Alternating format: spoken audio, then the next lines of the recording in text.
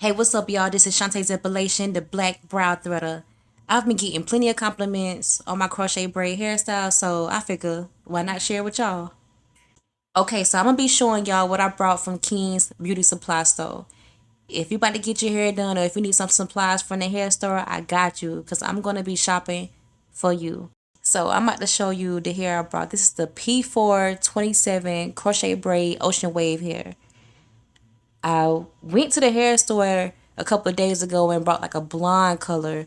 So I figured why not mix it with different color blondes so I can create like a highlight, low light type, hairstyle going on. Y'all look. It's like 3, 4 colors in here. The P4 and the 27, this is going to be like a highlight. The 30 is a low light and the linen is going to be like a higher highlight. So y'all, it's about to go down. Y'all stay tuned for the process and don't forget to check out my brow tips I have on here as well. So if you find that useful, go ahead and check those out and I'll see y'all later. Alright, so I want to show y'all whatever.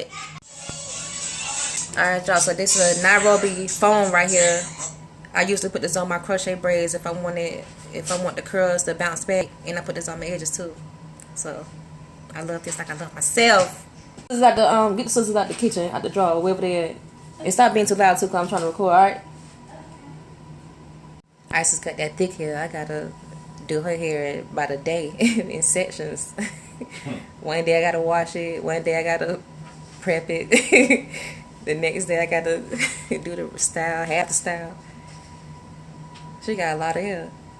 Last but not least, I got the cherry on top. The lashes. This is the Cherry Blossom 3D Silk. And it's alright. I usually get lashes that's a little smaller, but I said why not?